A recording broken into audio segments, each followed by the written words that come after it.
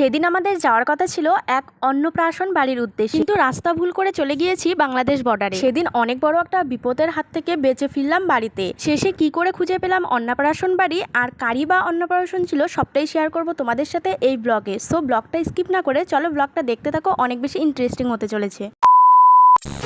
Hey guys, কেমন আছো তোমরা সবাই? আই হোপ তোমরা সবাই খুব ভালো আছো, আমিও খুব ভালো আছি। তো আমি মিষ্টি চলে আসলাম নতুন একটা ব্লগ ভিডিও নিয়ে। টাইটেল, থাম্বনেল অ্যান্ড ইন্ট্রো দেখে বুঝতেই পেরে গেছো আমি কোথায় যাওয়ার জন্য রেডি হচ্ছে। তবে শোনো, কোথায় যাওয়ার জন্য বেরিয়ে পড়েছি। আমার এক ছোটোবেলাকার বান্ধবী, মানে আমার দাদার শালি, তার ছেলের অন্নপ্রাশন, সেই অন্নপ্রাশনে যাওয়ার জন্যই বেরিয়ে পড়েছি। সে সম্বন্ধে আমার বিয়ে নি হলেও বন্ধুত্বটা খুব ভালো ছিল। তো যাই হোক, তারই ছেলের অন্নপ্রাশন। রাস্তায় যেতে যেতে কসমোবাজার থেকে বাবুর জন্য দুটো ড্রেস নিয়ে নিলাম। অনেক তাড়াহুড়োর মধ্যে ছিলাম, সেই জন্য কোনো কিছুই ডিটেলসে শেয়ার করতে পারিনি। যে দুটো ড্রেস দেখালাম সেই দুটো ড্রেসই নিয়েছিলাম। আচ্ছা, তোমরা জায়গাটা দেখে বলো তো তোমরা কি চিনতে পারছো এটা কোন জায়গা হতে পারে? যারা যারা চিনতে পেরেছো অবশ্যই কিন্তু কমেন্ট করে জানাও। আমি যদিও বা ভিডিওর শেষে বলে দেবো আমরা কোথায় যাচ্ছি, কি বৃত্তান্ত সব কিছুই। এই জায়গাটায় আসলেই আমার একটা কথাই সবার প্রথম মনে পড়ে যে আমার সবথেকে ভাইরাল ভিডিও, মানে আমার প্রথম ভাইরাল ভিডিও ছিল এই জায়গাটার থেকেই। ওখানে ঘুরতে গিয়ে একটা ব্লগ করেছিলাম, সেই ব্লগটাই প্রথম আমার ভাইরাল গিয়েছিল। তো যাই হোক, দেখো গ্রামগঞ্জের রাস্তাঘাট কত সুন্দর, সবুজের সবুজ চারিদিকে। গ্রামের পথ ধরে যেতে যেতেই টোটোওয়ালা একদম আমাদের সবার শেষ যে ইন্ডিয়ান সীমান্ত রয়েছে, মানে বাংলাদেশ বর্ডার, সেই বর্ডারের কাছে নিয়ে গিয়ে বলছে যে রাস্তা শেষ, তোমরা কোথায় যাবে বলো। এইদিকে আমরা সবাই বর্ডার দিকে তো অবাক, কি ব্যাপার বর্ডারে কেন চলে আসলাম, যেহেতু আমি আগে কখনো আসিনি এই জায়গাটাতে। দাদা বৌদি আগে এসেছিল তাদের বোনের বাড়িতে, কিন্তু তারা দিশাহারা হয়ে গেছে, কোন দিক দিয়ে নিয়ে এসেছে তারা বুঝতেই পারছিল না। তো এখানে এসে যখন দেখলাম বাংলাদেশ বর্ডার, তখন ওখানে কিছু গার্ড ছিল, পুলিশগুলো। তো ওনাদের সাথে আমরা ভালো মতো কথা টথা বললাম যে কোথায় চলে এসেছি না এসেছি, দেখো লোকেশনে তোমাদের দেখাচ্ছি।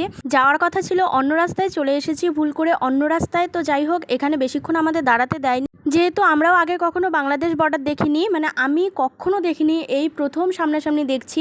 সবাই বলে যে কাঁটাতারের বেড়া পার করে যেতে হয়, অনেক ভিডিওতেও দেখেছি, কিন্তু সামনাসামনি কোনোদিন দেখিনি। তাই সামনাসামনি দেখে ভাবছি যে দুই দেশের মধ্যে কিভাবে ভাগ করা হয়েছে, তাই না? এই বর্ডারটা পের হলেই কিন্তু বাংলাদেশ, দুর্গাপুর। আচ্ছা, তোমরা কি কেউ আছো যে বাংলাদেশ থেকে আমার ভিডিও দেখছো? 2000 years later. যাই হোক, অনেক ঘোরাঘুরি করার পর অবশেষে আমরা খুঁজে পেয়েছি সেই অন্নপ্রাশন বাড়িতে। তো চলে এসেছি অন্নপ্রাশন বাড়িতে। এসেই দেখি সবাই জল তোলার জন্য বেরিয়ে পড়েছে, তো আমরাও যাচ্ছি। কোনো রকমে শুধু জামা কাপড়গুলো চেঞ্জ করে বেরিয়ে পড়েছি। আর এই যে দেখো আমার ছোট মাসিরাও এসেছে, মাসিদেরও যেহেতু আত্মীয় স্বজন। তো যাই হোক, সবাই মিলে যাচ্ছি জল তোলার জন্য, অনেক বেশি মজা হবে। সবাই অনেক নাচানাচি করছিল। ও হ্যাঁ, তোমাদের তো এখনো বলাই হলো না আমরা কোথায় এসেছি। আমরা এসেছি সিতাই চামটা বলে একটা জায়গা আছে, ওই চামটাতেই আমার ওই বোনটার বাড়ি। তো জল তোলার জন্য হাঁটতে হাঁটতে অনেক দূর এসেছি। হাঁটতে হাঁটতে এই রোদের মধ্যে শরীর পুরো ক্লান্ত হয়ে গেছে, দেখতেই পাচ্ছ কি কনকনে রোদ আর কি গরম। এই গরমের মধ্যে সবার কি এনার্জি, সবাই মিলে হেঁটে হেঁটে এসেছি এত দূরে। মানে আমি যদি জানতাম আগে যে এত দূরে জল ভরতে আসে, তাহলে হয়তো আসতাম না, বাড়িতেই বসে থাকতাম। যেহেতু অনেকটা পথ জার্নি করে আমরা এসেছি, সেই দিনহাটার থেকে সিতাই, ভাবতেই পারছো, মানে সিতাই মেন সিতাই হলে তাও হতো, অনেকটা ভিতরে ঢুকতে হয়। অনেক দূর জার্নি করাতে সবাই মোটামুটি ক্লান্ত। তো যাই হোক, জল তুলে বাড়িতে আসার পর শুরু হয়েছে ভাত মুখে দেওয়া। তো ওই যে বাচ্চাটার মামা কোলে নিয়েছে বাচ্চাটাকে, মানে যা যা নিয়ম কানুন হয় আর কি, সেগুলোই করাচ্ছিল ওখানে।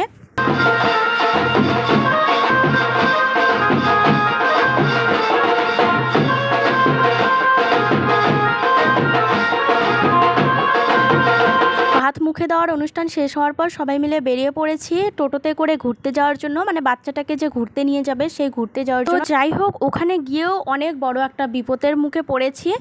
তো কি বিপদে পড়েছি সেটাও তোমরা দেখতে পারবে। মানে সেই দিনটা যে আমাদের সাথে এরকম ঘটনা ঘটবে আমরা ভাবতেও পারিনি। তো বাজনা টাজনা নিয়ে আমরা সবাই মিলে অনেক আনন্দ করতে করতে যাচ্ছিলাম। এইদিকে দেখো বৌদি, দাদা, এদের তো মানে আনন্দর আর শেষ নেই। কিন্তু দেখো, বিপদ তো শুরু এখান থেকেই। কেউই বুঝতে পারিনি হঠাৎ করে এত ভয়ঙ্কর একটা ঝড় উঠবে।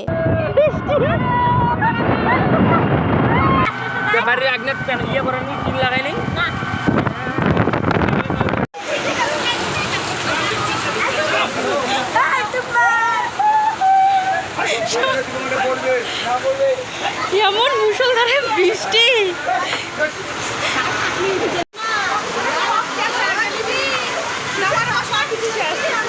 কি গান।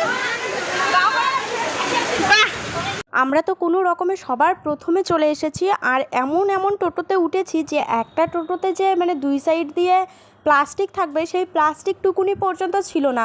সবাই একদম ভিজে একাকার, মানে অন্নপ্রাশন বাড়ি সহ যত মানুষ গিয়েছিলাম ঘুরতে সবারই অবস্থা এরকম। মানে অবশেষে আমি ফোনটাকে কোনো রকম রেখে দিয়েছিলাম ভালোভাবে, যে আমার যা হয়ে যায় যাক, আমার ফোনটা যেন নষ্ট না হয়।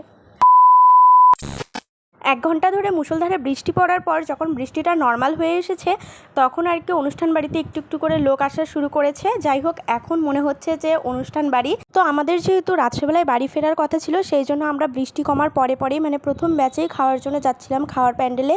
তো গিয়ে দেখি খাওয়ার প্যান্ডেলের অবস্থাও এরকম, মানে একদম চারিদিকে কাদায় ল্যাটা প্যাটা কী অবস্থা। তো যাই হোক, কোনো রকম করে বসে পড়েছি। যেহেতু প্যান্ডেলের ভিতরে উপরে প্লাস্টিক বা টিন কোনো কিছুই লাগানো হয়নি, সেই জন্য হয়তো এরকম অবস্থা হয়েছে।